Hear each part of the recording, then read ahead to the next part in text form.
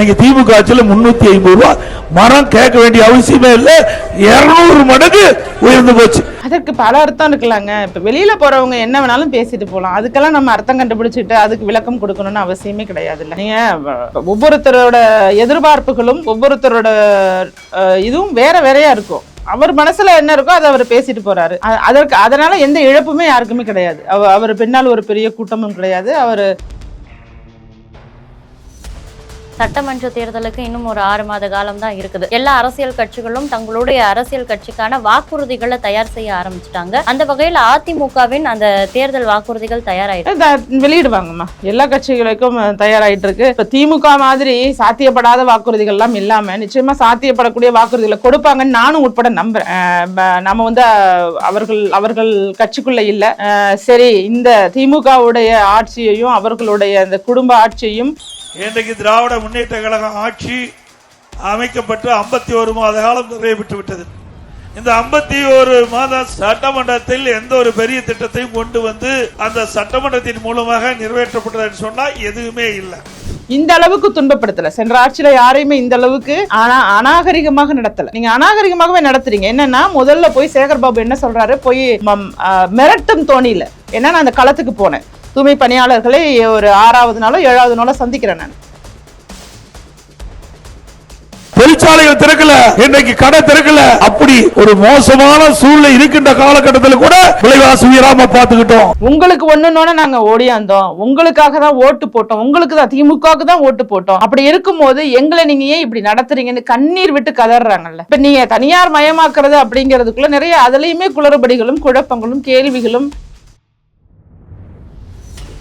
பெண்கள் முன்னேற்றமா இருக்கட்டும், இவர்கள் பெண்கள் முன்னேற்றம்னா 1000 ரூபாய் கொடுத்துட்டா பெண்கள் முன்னேறிடுவாங்கிறது எப்படி நினைக்கிறதுனே தெரியல. எல்லா இடத்துலயும் 1000 ரூபாங்கிறது இலவச பேருந்து, இதை தவிர வேற எந்த திட்டமே அவங்கள்ட்ட ஒரு சொல்லிக்கக்கூடிய அளவுக்கு செய்ய முடியல. அவங்களால யோசிக்கிற அளவுக்கு கூட நேரம் இல்ல. கிட்டத்தட்ட 51 மாத திராவிட முன்னேற்ற கழக ஆட்சி வீணடிக்கப்பட்டு விட்டது. இன்னைக்கு நாட்டு மக்கள் அவர்களுக்கு ஒரு வாய்ப்பை கொடுத்தார்கள். அந்த வாய்ப்பை பயன்படுத்தி 51 மாத திராவிட முன்னேற்ற கழக ஆட்சியில நிறைய திட்டங்களை நிறைவேற்றிருக்கலாம். இப்படி வரிசையாவே அடுத்தடுத்து மக்கள் நலன் சார்ந்த திட்டங்கள் இருக்கு. இப்ப எதிர்கட்சியாக அவர் இருக்கும்போது திமுக செய்ய தவறிய ஒவ்வொன்றையுமே பேசும்போது கூட சொல்றாரு, உங்களுக்கு பொங்கலுக்கு முன்னதாகவே வேட்டி சேலை எல்லாம் தரப்படும். ஏன்னா இவங்க கவனக்குறைவா இருந்து மக்களுக்கு எதுவுமே கொடுக்கல. பொங்கல் சமயத்துல எல்லாம் மக்களை ஏமாத்திருச்சு திமுக.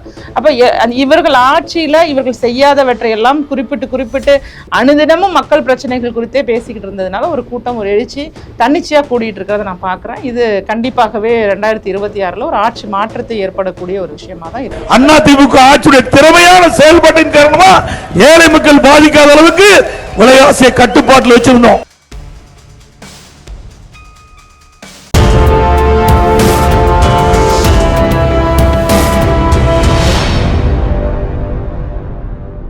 தமிழ் நேயர்களுக்கு வணக்கம். இன்னைக்கு நம்ம கூட அனைத்து மக்கள் அரசியல் கட்சியின் நிறுவன தலைவர் திருமதி ராஜேஷ் பிரியா அவர்கள் தான் இணைஞ்சிருக்காங்க. வணக்கம் மேம். அதிமுகவின் அரசியல் எதிர்காலம், அம்மாவோட இறப்பிற்கு பின்னாடி பாத்தீங்கன்னா சரிவை சந்திக்க தொடங்குருச்சு அப்படின்னு பாக்குற நேரத்துல திடீர்னு EPS அவர்கள் ஒரு சுற்றுப்பயணம் போறாரு. இதுதான் அதிமுகவின் மீண்டும் ஒரு எழுச்சி அப்படின்ற மாதிரியான நிறைய விஷயங்களை பண்றாரு. திமுக குறித்த கடுமையான விமர்சனங்களை முன்வைக்கிறாரு. இதெல்லாம் பார்க்கும் பொழுது அதிமுக மீண்டும் வந்து கொண்டிருக்கிறது அப்படின்ற ஒரு கேள்வி வருது மேம். கண்டிப்பாக. அதாவது ஒரு மாநிலத்துல ஆளுங்கட்சி அப்படிங்கிறதுக்கு எந்த அளவுக்கு ஒரு தன்மை இருக்கோ அதே அளவுக்கு நிகராக எதிர்கட்சியுடைய பணியும் சரி, அவங்களோட செயல்பாடுகளும் சரி ஒரு மாநிலத்தோட வளர்ச்சிக்கு முக்கிய காரணம். அதன் அடிப்படையில் இந்த கடந்த 4.5 ஆண்டு காலமாகவே எதிர்கட்சியாக மிகவும் சிறப்பாக அதிமுக செயல்பட்டுள்ளது அப்படிங்கிறது மக்களுக்கு தெரியும். அதற்கு முன்னால ஆளுங்கட்சியாக 4 வருஷம் 3 மாசம் திரு எடப்பாடி கே பழனிசாமி அவர்கள் முதல்வராக இருந்த போதும் எப்படி ஆட்சி செய்தாரு அப்படிங்கிறதும் தெரியும்.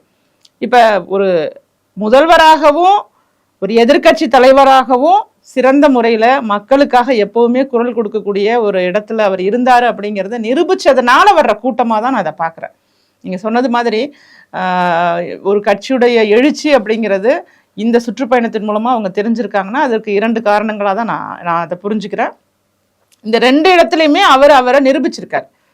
சொல்லப்போனா நிறைய மக்கள் திட்டங்கள் கடந்த அவர் ஆட்சியில் இருக்கும்போது அந்த 7.5% இடஒதுக்கீடு, நீட்டுக்கு, இது மாதிரி தன்னால என்ன முடியுமோ அதை எல்லாமே மக்களுக்காக செய்யணும். டெல்டா பாதுகாக்க வேளாண் மண்டலமாக மாத்தினதா இருக்கட்டும், கால்நடை பூங்கா அமைச்சதா இருக்கட்டும், 11 மருத்துவக் கல்லூரிகள் கொண்டு வந்தது, சட்டக்கல்லூரிகள் கொண்டு வந்தது, இப்படி வரிசையாவே அடுத்தடுத்து மக்கள் நலன் சார்ந்த திட்டங்கள் இருந்துச்சு.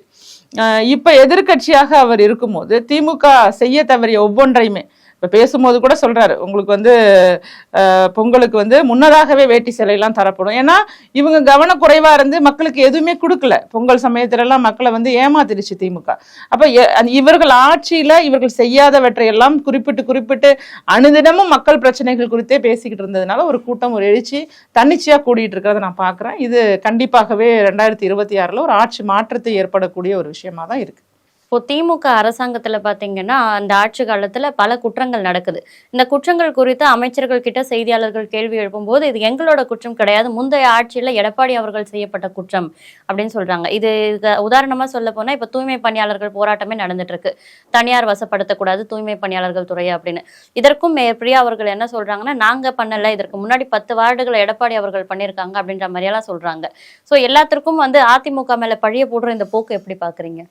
அதாவதுங்க, இது நீங்க எப்படி வந்து ஆட்சிக்கு வந்தீங்கிறத திமுக யோசிக்கணும். திமுக யோசிக்கணும்னா கொடுக்கப்பட்ட வாக்குறுதிகள் அனைத்துமே பொய்யானது. சரி, அப்படி அதிமுக காலகட்டத்தில் அது நடந்தது. அப்ப உங்களோட நிலைப்பாடு என்னவாக இருந்தது? அப்ப நீங்க யார் பக்கம் இருந்தீங்க? ஆனா இன்றைக்கு 2 மண்டலங்களுக்கு வந்து போராடும் போது இந்த அளவுக்கு உதாசீனப்படுத்துறீங்கல்ல. உதாசீனப்படுத்துறதுன்னா ஒரு லிமிட் இருக்கு, ஒரு எல்லையை மீறி அவர்களை மனிதர்களாக கூட நீங்க பொருட்படுத்தாம உங்க கட்சியில உள்ள ஒரு நிர்வாகியை வச்சு, தேன்மொழி அப்படிங்கிற ஒரு பெண்மணி பொது வழக்கு தொடர மனு கொடுக்குறாங்க, பொதுநல வழக்கு. அப்ப அந்த மனு வந்து கொடுக்கப்பட்டு உயர்நீதிமன்றத்துல தீர்ப்பு வந்துருச்சுன்னு நீங்களே அதை கிரியேட் பண்ணி ஒரு அடிச்சு துன்பப்படுத்தி, ஏன்னா மீடியாவை கூட அனுமதிக்கலன்னு நினைக்கிறேன். அந்த கைதாகிற நடு இரவுல அந்த தூய்மை பணியாளர்களை கைது பண்ணும் போது மீடியாலாம் அதிகமான மீடியாக்கள் இல்லை, அவங்க போன்லயே போட்ட லைவ் அந்த மாதிரி விஷயம் சில மீடியாக்கள் மட்டும்தான் அந்த இடத்துல இருந்திருக்காங்கன்னு நான் நினைக்கிறேன். துன்பப்படுத்தி, இந்த அளவுக்கு துன்பப்படுத்தி அரெஸ்ட் பண்ணி பண்றதுங்கிறது என்ன மாதிரியான செயல்? ஒரு மிருகத்தனமான செயலா தான் நான் அதை பாக்குறேன். நீங்க அப்ப உங்களுடைய ஆட்சியில வரும்போது நீங்க அப்படியே மாறி இந்த அளவுக்கு துன்பப்படுத்தல. சென்ற ஆட்சியில யாரையுமே இந்த அளவுக்கு அநாகரிகமாக நடத்தல. நீங்க அநாகரிகமாகவே நடத்துறீங்க. என்னன்னா, முதல்ல போய் சேகர்பாபு என்ன சொல்றாரு, போய் மிரட்டும் தோணியில, ஏன்னா நான் அந்த களத்துக்கு போனேன், தூய்மை பணியாளர்களை ஒரு 6வது நாளோ 7வது நாளோ சந்திக்கிறேன் நான். அப்ப சொல்றாங்க, இந்த மாதிரி இப்பதாமா சேகர்பாபு அவர் வந்து மிரட்டுறாரு, எங்களை மிரட்டி களைஞ்சு போயிடுங்கன்னு சொல்றாரு. அப்ப மக்களை மிரட்டுறது, இன்னொன்னு உங்களோட நான் டீ குடிச்சேன், இது மாதிரி ஒரு டீ குடிச்சேன், அப்படி இப்படி இந்த மாதிரியான ஒரு பேச்சு. அப்ப என்ன நினைக்கிறாங்கன்னா, அந்த இடத்துல பட்டியலின மக்களை ஒரு தீண்டாமையோட பாக்குற மாதிரி கூட எனக்கெல்லாம் அப்படிதான் தோணுது. இவர்களுடைய பார்வையே சமூக நீதினு வெளியில தான் சொல்றாங்களே தவிர, பட்டியலின மக்களை வந்து ஒதுக்குறது, நீ எஸ்சி தானமான்னு மேடையில கேட்கறது, இப்ப உங்க கூட நான் டீ குடிச்சேன்னு சொல்றது, இது எல்லாமே வந்து, ஏன்னா அவங்களும் மனுஷன் தானே. நீங்க பெரிய ஆகாயத்திலேருந்தா குதிச்சு வந்தீங்க, அவர்களும் மனிதர் தானே. அப்படி இருக்கும்போது அவங்க கூட நீங்க ஒரு டீ குடிச்சத ஒரு விஷயமா சொல்றது. அப்புறம் மேயர் பிரியா அவர்கள் வந்து பேசும்போது ஒரு புரிதலே இல்லாம, மக்களோட ஒரு பற்றே இல்லாம, ஒரு மேயர் அப்படிங்கிற ஒரு பதவிக்கு ஏற்ற நபராகவே நடந்து கொள்ளாம, யாரையோ சார்ந்து இருக்கக்கூடிய ஒரு சாருணி ஒட்டுண்ணி மாதிரி சேகர்பாபு அவர்கள் வந்து அவருக்கு வந்து அவங்களோட அலுவலகத்துல பணியாற்றுபவர் போல மேயர் பிரியா நடந்துக்கிறாங்க. ஒரு மக்கள் பிரச்சனையை ஹேண்டில் பண்றதுல கூட நீங்க சரியா இல்லை.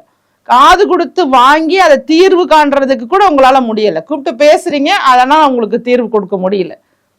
அப்ப இதெல்லாம் வந்து நீங்க இந்த ஆட்சி அந்த ஆட்சிங்கிற இப்ப தற்போதைய சூழ்நிலையில நீங்க நடந்துகிட்ட விதம் மக்கள் மத்தியில அம்பேத்கர் அவரோட பேரனே அவரோட முகநூல்ல பதிவு போற அளவுக்கு இருக்கு. ஏன் உங்களுக்கு வந்து பட்டியலின மக்கள்னா அவ்வளவு உங்களுக்கு வந்து இழிவா தெரியுதான்னு சொல்லி ஏன் இப்படி துன்பப்படுத்துறீங்க, அவர்களோட குரல் வந்து உங்க காதுல கேட்காதா, அப்படியெல்லாம் பேசுற அளவுக்கு இன்னைக்கு ஆயிருக்கு. இப்ப நாம பேசினா அரசியல், அவர் பேசினா அப்ப இது வெளிப்படுத்துறாரு.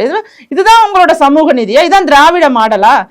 அவங்க என்ன, அந்த மக்கள் என்ன பேசுனாங்க? அந்த பணியாளர்கள், தூய்மை பணியாளர்கள் வேதனையோட சொன்னாங்க, உங்களுக்கு ஒண்ணுன்னு நாங்க ஓடியாந்தோம், உங்களுக்காக தான் ஓட்டு போட்டோம், உங்களுக்கு தான் திமுகவுக்கு தான் ஓட்டு போட்டோம், அப்படி இருக்கும்போது எங்களை நீங்க ஏன் இப்படி நடத்துறீங்கன்னு கண்ணீர் விட்டு கதறாங்கல்ல. இப்ப நீங்க தனியார் மயமாக்குறது அப்படிங்கிறதுக்குள்ள நிறைய அதுலயுமே குளறுபடிகளும் குழப்பங்களும் கேள்விகளும் நிறைய இருக்குல்ல. இன்னைக்கு நீங்க அவங்களுக்கு நான் 10 லட்சம் தரேன், காலை உணவு தரேன், அப்படி இப்படின்னு சொல்லி எதையோ நீங்க திட்டம்லாம் போட்டாலும் தனியார் மயமாக்கிட்டு யாருடைய பணத்திலிருந்து இந்த திட்டங்களை கொடுப்பீங்க? அப்ப இந்த திட்டங்களை கொடுக்கறதுக்கு நீங்க நேரடியாகவே அவங்கள அரசு பணி நிரந்தர பணியா மாத்திடுத்து நீங்களே நேரடியா செய்யலாமே. அதுக்கு எதற்கு இடையில ஒரு ஆளை வச்சுக்கணும்? அப்ப அங்க ஊழல் நடக்கிறதுக்காக டெண்டர் கொடுக்கறதுக்காக இவர்கள் பண்ற ஒரு விஷயமா தான் நம்ம பாக்குறோம். இத பற்றி பேசுறோம்னா இது நீண்ட டாபிக். ஏன்னா இன்னைக்கு மக்கள் வேதனையில இருக்கக்கூடிய ஒரு டாபிக் இது. இது நிச்சயமாக திமுக ஆட்சிக்கு ஒரு கரும்புள்ளி தான். இவங்க தூய்மை பணியாளர்களை நடத்திய விதம் அதை யாராலையும் எந்த காலத்திலையும் சரி செய்யவே முடியாது. இது ஒரு விஷயமே போதும், இவங்க தேர்தலில் தோக்க போறாங்க அப்படிங்கிறது. 2021ஆம் ஆண்டு நடந்து முடிந்த சட்டமன்ற தேர்தலில் அதிமுக தோல்வி அடைகிறதுக்கு பாத்தீங்கன்னா எடப்பாடி பழனிசாமி அவர்களின் இந்த வன்னியர்களுக்கான 10% இடஒதுக்கீடு இது முக்குளத்தூர் சமுதாயத்தினரிடையே ஒரு பெரிய கொந்தளிப்பை ஏற்படுத்தியதுனால அவருடைய தோல்விக்கு இந்த இடஒதுக்கீடு குறித்து அவருடைய அந்த அறிக்கையும் ஒரு முக்கிய விஷயமா பார்க்கப்பட்டுச்சு. ஆனா இந்த தேர்தலிலும் அவர் அதே வாக்குறுதியை தான் அந்த சுற்றுப்பயணத்தின் போது கொடுக்கிறாரு. இது முக்குளத்தூர் சமுதாயத்தினரிடம் ஒரு அதிருப்தியை ஏற்படுத்தியிருக்கிறதா சொல்றாங்க. இது குறித்து உங்களுடைய பார்வை என்னமா? அதான் அந்த புரிதலே தவறானது. அதாவது அவங்க சொன்ன 10% இடஒதுக்கீடு அப்படிங்கிறது உள் இடஒதுக்கீடு. ஏற்கனவே அவங்களுக்கு இருக்கக்கூடிய ரிசர்வேஷன்ல உள் இடஒதுக்கீடு தானே தவிர இதுல தனியா இன்க்ரீஸ் பண்ணி கொடுக்கல. இது ஒரு தேர்தலுக்காக ஒரு குறிப்பிட்ட சமூகத்தினருடைய வெறுப்பை கொண்டுட்டு அங்க வைக்கணுங்கிறதுக்காக ஏற்படுத்தப்பட்டதுதான். இதுல முக்குளத்தோர் சமூகத்தை சார்ந்தவர்களுக்கும் நான் சொல்ல விரும்புறேன், இந்த 10% இடஒதுக்கீடு அப்படிங்கிறதுனால வேறு எந்த சாதியோட இடஒதுக்கீடும் பாதிக்கப்படுறது மாதிரி இல்ல. அவங்க கேட்கக்கூடியது அவர்களுக்குள்ள உள்ள இடஒதுக்கீடு, உள் இடஒதுக்கீடு தான் கேட்கிறாங்க. அதற்கு சமுதாயத்தினருக்கு என்ன பிரச்சனை மேம் அவங்களுக்கு கொடுக்கறதுனால? இல்ல, அவர்கள் சமூகத்தினருக்கும் இடஒதுக்கீடு கொடுத்து அதை இன்க்ரீஸ் பண்ணணுங்கிறதுக்காக போராடுறது சரியாக இருக்காது. எல்லாருமே கேட்கறது என்னன்னா சாதிவாரி கணக்கெடுப்பு எடுத்தாதான் ஒரு சரியான முறையில அந்த இடஒதுக்கீடை பண்ண முடியுங்கிறது தான் இன்றைய அனைத்து பேரோட விருப்பமாவும் இருக்கு. அனைத்து சாதியினரோட விருப்பமாவும் அதுதான் இருக்கு. அவர்களுக்கு பிரச்சனை ஒண்ணும் இல்லைங்க. அங்க அரசியல் சில பேர் கிளப்பி விடுறதுன்னு சொல்லுவாங்கல்ல, இந்த மாதிரி சொல்லி விடுங்க அவருக்கு எதிராக அப்படிங்க. இதுல இதனால அவங்க பாதிக்கப்பட போறதே கிடையாது. இன்னும் குறிப்பா சொல்லணும்னா அமைச்சரவை உட்பட பல இடங்கள்ல முக்குளத்தோர் சமூகத்தினருக்குன்னு ஒரு தனியான ஒரு மதிப்பையும் மரியாதையும் இடத்தையும் தான் திரு எடப்பாடி கே பழனிசாமி அவர்கள் கொடுத்துட்டு இருக்காரு அப்படிங்கிறதும் அவங்களுக்கு தெரியும். நீ கட்சியில இருக்கக்கூடிய நபர்களா இருக்கட்டும். அப்ப அதெல்லாம் தெரிஞ்சவங்க யாருமே இப்படி பேச மாட்டாங்க. இது ஒரு அவருக்கு ஏதாவது பின்னடைவை ஏற்படுத்தணுங்கிறதுக்காக ஒரு பொய்யான விஷயத்தை, இல்லாத விஷயத்தை அவங்களே கிரியேட் பண்ணி அப்பாவி மக்கள் தானே, அதாவது மக்களை பொறுத்த வரைக்கும் நம்ம சாதிக்கு பாதிப்பு இருக்கா இல்லையானே தெரியாது அவங்களுக்கு. ஆனா அவங்களே நினைச்சுக்குவாங்க இவங்க சொன்னா சரியா இருக்கும் அப்படி. அந்த எந்த நபர் சொன்னா அது சரியா இருக்கும்னு நினைக்கிறோம் அவங்களை வைத்து தூண்டி விடக்கூடிய ஒரு செயலாதான் இதை நம்ம பார்க்கணுமே தவிர அறிவார்ந்து சிந்திச்சா இந்த உள்ளிடஒதுக்கீட்டுக்கும் முக்குளத்தோர் இடஒதுக்கீட்டுக்கும் எந்த தொடர்புமே இல்லைங்கிறது தான் உண்மை. அதை நம்ம வலுவா சொல்றோம். இது அதுவும் கிடைக்கல, அது அவங்க நீதிமன்றத்தை நாடிட்டு இருக்காங்க. அதுக்கும் அவங்களுக்கு இன்னும் நாட்கள் எடுக்கும். அதனால இதுல ஒன்றும் அரசியல்லாம் ஒன்றும் கிடையாது. இதுல அதிமுகவிற்கு பெரிய பலமா இருக்கக்கூடியது யார் அப்படின்னு பாத்தீங்கன்னா எம்ஜிஆர் காலத்திலும் அம்மா காலத்திலும் அவங்க கூடவே பயணித்த மூத்த நிர்வாகிகள் தான். அந்த மூத்த நிர்வாகிகள் ஒவ்வொருத்தரா இப்ப அதிமுகவில இருந்து திமுக பக்கம் போறக்கூடிய காட்சிகளை நம்ம பாக்குறோம். இதற்கான காரணம் என்ன மேம்? எல்லாரும் பாஜக மேல அதிருப்தின்னு சொல்லிட்டு போறாங்க. உண்மையா அதிமுகல என்ன நடக்குது? இல்ல, நீங்க யார பாத்தீங்க? திரு அன்வர் ராஜா அவர்கள் போனாங்க. இல்ல, மைத்ரேயன் அவர்களை பத்தி நம்ம பேசவே கூடாது. என்ன மேம்? அவரு சுத்தி ஒரு இடத்துல இல்ல எல்லாத்துக்கும் போயிட்டு வந்துட்டாரு. அவரு இல்ல மாசம் ஒரு கட்சிக்கு போறாரு, மாசம் ஒரு இந்த அணிக்கு ஆதரவு, அப்புறம் பாஜக, அப்புறமா திமுக, இப்படி அங்க இங்க இப்படி சுத்திக்கிட்டே இருக்கிறவர் தானே. அவரை பத்தி நம்ம பேசவே முடியாது. அவர் ஒரு அரசியல் எடுத்துக்காட்டாகவும் எடுத்துக்கொள்ள முடியாது. ஏன்னா இன்னைக்கு நாமெல்லாம் ஒரு முடிவு எடுத்து, நான் ஒரு கட்சியில மாநில பொறுப்புல இருந்தேன், மாநில இளைஞரணி செல்லாம் இருந்தேன், நான் நினைச்சிருந்தா இன்னொரு 10 கட்சி தாவிருக்க முடியும். அதுக்கப்புறம் நான் ஒரு கட்சியை தொடங்கி அந்த கட்சியில வலுவாக இன்றைக்கு சாமானியர்கள் எல்லோரும் சேரக்கூடிய ஒரு கட்சியா நான் மாத்திட்டு இருக்கேன். அதன் அடிப்படையில எனக்கு அரசியல்வாதியுடைய மைண்ட் செட் என்னங்கிறது எனக்கு தெரியும். அதாவது தன்னலத்துக்காக அரசியல் இருக்கவங்க ஒரு விதம், மக்களுக்காக அரசியல் இருக்கவங்க ஒரு விதம். இதுல நீங்க கட்சி மாறிக்கிட்டே இருக்காங்க அப்படிங்கிற கேட்டகரி சுயநலத்துக்காக அரசியல்ல உள்ளவங்க, அது யாராக இருந்தாலும், அது நீண்ட காலம் அரசியல்ல பயணிச்சவங்களா இருந்தாலும் சரி, குறுகிய காலம் அரசியல்ல பயணிச்சிருந்தாலும், ஒரு அரசியல்வாதி அப்படிங்கிறவங்க 2 விதமா தான் அரசியலுக்குள்ள வர்றாங்க. ஒண்ணு தன்னலம், இன்னொன்னு மக்கள் நலம். இதுல நாங்கெல்லாம் மக்கள் நலம் சார்ந்த அரசியல் செய்யறதுனால நம்ம வந்து மக்களுக்காக ஒரு அரசியலை நடத்திட்டு இருக்கோம். ஆனா அவர்களெல்லாம் நாம எங்க இருந்தா நமக்கு சீட்டு கிடைக்கும், எந்த தொகுதியில சீட்டு கிடைக்கும், என்ன காரணத்தினால நம்ம இங்க போகலாம், இங்க போனா சீட்டும் கிடைக்கலாம், வேற எந்த பலனாவது கிடைக்கலாம், அதை நான் வெளிப்படையா சொல்ல விரும்பல. அதனால அந்த மாதிரிக்காக தாவறாங்களே தவிர இதுல வந்து மூத்த நிர்வாகிகள் போறாங்க, அந்த பிம்பம்லாம் வந்து எதிர்கட்சிகளுக்கு, எதிர்கட்சி அதாவது திமுக அதிமுகவை பார்த்து ஏற்படுத்தக்கூடிய ஒரு பிம்பத்தை உருவாக்குறாங்க. அது முற்றிலும் தவறான பிம்பமாக, அது அதிமுகவுக்குன்னு இல்லை, நான் பொதுவாவே சொல்றேன்.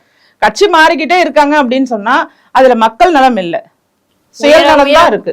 உயர உயர பறந்தாலும் ஊர்க்குருவி பறந்தாகாது அப்படின்ற ஒரு கருத்தை மைத்ரேயன் அவர்கள் கட்சியை விட்டு வெளியே போகும்போது சொல்லிட்டு போறாங்க. அதற்கான அர்த்தம் என்னவா இருக்கும்? அதற்கு பல அர்த்தம் இருக்கலாங்க. இப்ப வெளியில போறவங்க என்ன வேணாலும் பேசிட்டு போலாம், அதுக்கெல்லாம் நம்ம அர்த்தம் கண்டுபிடிச்சிட்டு அதுக்கு விளக்கம் கொடுக்கணும்னு அவசியமே கிடையாதுல்ல. நீங்க ஒவ்வொருத்தரோட எதிர்பார்ப்புகளும் ஒவ்வொருத்தரோட இதுவும் வேற வேறையா இருக்கும். அவர் மனசுல என்ன இருக்கோ அதை அவர் பேசிட்டு போறாரு. அதனால எந்த இழப்புமே யாருக்குமே கிடையாது. அவர் பின்னால் ஒரு பெரிய கூட்டமும் கிடையாது. அவர் அரசியல் இது வரைக்கும் இதே கட்சியில தொடர்ச்சியா பயணம் செய்தவரும் கிடையாது. அதனால அதை நம்ம கணக்கில் எடுத்துக்க வேணாம். அன்வர் ராஜா அவர்கள் வந்து பாஜகவை காரணம் காட்டுறாரு அப்படிங்கிறத இவர் வந்து அவருக்கு கூட ஒரு காரணத்தை காட்டுறாரு, இவரால் அந்த காரணத்தை கூட காட்ட முடியாது. அதனால இவர் சொல்றதை வந்து நம்ம பொருட்படுத்திக்க வேண்டிய அவசியம் இல்லை. இப்போ பாஜகவோட அதிமுக கூட்டணி வச்சிருக்கிறதுனால சிறுபான்மையினருடைய ஆதரவு வந்து அதிமுகவிற்கு கிடைக்காது, அதிமுக முற்றிலும் சிறுபான்மையினருக்கு எதிரான ஒரு கட்சியா பாஜகவோட சேர்ந்ததால ஆயிருச்சு அப்படின்னு ஒரு பொது புத்தியை வந்து மக்கள் மத்தியில, அதுவும் குறிப்பா சிறுபான்மையினர் மத்தியில விதைக்கிறாங்க. இதை எப்படி பாக்குறீங்க மேம்? இது இப்ப நீங்க வந்து ஊடகங்கள்ல தான் இந்த மாதிரி விஷயங்களை நாம பாக்குறோமே தவிர பொதுவா பார்க்கும்போது எனக்கு தெரிஞ்சு சிறுபான்மையினரை இன்னைக்கு பாஜகவுக்கெல்லாம் சப்போர்ட் பண்ற ஒரு நிலை களத்துல இருக்கிறத நான் பாக்குறேன். முன்பெல்லாம் தான் ரொம்ப தீவிரமா எதிர்ப்பா இருந்தாங்க. இன்னைக்கு நிறைய விஷயங்களை பார்த்து புரிந்து கொள்ளக்கூடிய அளவுக்கு மாறிட்டு இருக்காங்க. அப்படியே இருந்தாலும் அதிமுகவிற்கு அப்படிங்கிற கொள்கை வேற, பாஜகவோட சித்தாந்தம் வேறதான். நீங்க சிறுபான்மையினர் வந்து அதிமுகவுக்குன்னு சொல்லி, அது புரட்சி தலைவர் எம்ஜிஆர் அவர்கள் காலத்திலிருந்தே சிறுபான்மையினர் மத்தியில அதிமுகவிற்குன்னு சொல்லி நாங்க காலம் காலமாக அதிமுக தான் அப்படிங்கிற ஒரு கூட்டம் இருக்கு. இன்னைக்கு கூட சுற்றுப்பயணத்துல வந்து எடப்பாடி பழனிசாமி அவர்கள் போற இடத்துல எல்லாம் இஸ்லாமியர் வராங்க, கலந்துக்கிறாங்க, அவருக்கு பரிசு கொடுக்குறாங்க, அதையும் அவருக்கு தலையில எல்லாம் இது பண்ணி போட்டு காமிக்கிறாரு. அந்த கூட்டம் அப்படிங்கிறது அப்படியே தான் இருக்கு. இதை வந்து உருவாக்குறாங்க. இது மாதிரி சொல்லி சொல்லி சொல்லி சொல்லி ஒரு விஷயத்தை வந்து ஒரு மாயையா அதை கிரியேட் பண்றதுக்கு தான் நெரேட்டிவ்னு சொல்லுவாங்க, அதுதான் பண்ண பாக்குறாங்களே தவிர இதுல உண்மை இல்லை. நிச்சயமாக அதிமுகவுடைய சிறுபான்மையினர் ஓட்டு வங்கிங்கிறது அப்படியே தான் இருக்க போகுது. ஏன்னா கொள்கை வேறு, கூட்டணி வேறு அப்படிங்கிற இடம் தெல்ல தெளிவாக பல இடங்கள்லையுமே அந்த பொதுச் செயலாளர் அவர்கள் சொல்லிக்கிட்டே இருக்காரு. நிச்சயமாக அது மக்களுக்கும் புரிய தொடங்கி இருக்கும்னு நினைக்கிறேன். சட்டமன்ற தேர்தலுக்கு இன்னும் ஒரு 6 மாத காலம் தான் இருக்குது. எல்லா அரசியல் கட்சிகளும் தங்களுடைய அரசியல் கட்சிக்கான வாக்குறுதிகளை தயார் செய்ய ஆரம்பிச்சுட்டாங்க. அந்த வகையில் அதிமுகவின் அந்த தேர்தல் வாக்குறுதிகள் தயாராயிருச்சா மேம்? வெளியிடுவாங்கம்மா, எல்லா கட்சிகளுக்கும் தயாராயிட்டு இருக்கு. இப்ப திமுக மாதிரி சாத்தியப்படாத வாக்குறுதிகள் எல்லாம் இல்லாம நிச்சயமா சாத்தியப்படக்கூடிய வாக்குறுதிகளை கொடுப்பாங்கன்னு நானும் உட்பட நம்புறேன். நம்ம வந்து அவர்கள் கட்சிக்குள்ள இல்லை. சரி, இந்த திமுகவுடைய ஆட்சியையும் அவர்களுடைய அந்த குடும்ப ஆட்சியையும் நம்ம வேற இருக்கணும் அப்படின்னு சொன்னா எல்லாரும் ஒரு பக்கமா இருக்கணுங்கிற பட்சத்துல நம்ம அதிமுகவை ஆதரிக்கிறோம். நிச்சயமாக மக்களுக்கான ஒரு தேர்தல் அறிக்கையை, அதுவும் இல்லாம சாத்தியப்படக்கூடிய தேர்தல் வாக்குறுதிகளை கொடுத்து ஏமாற்றாமல், மக்களை ஏமாற்றாமல் ஒரு நல்ல வாக்குறுதிகளை கொடுத்து அதை வந்து உடனடியாக செய்யக்கூடிய அளவுக்கு அதிமுக செய்வாங்கன்னு நான் நம்புறேன். அது நாம பார்ப்போம் பொறுத்து இருந்து.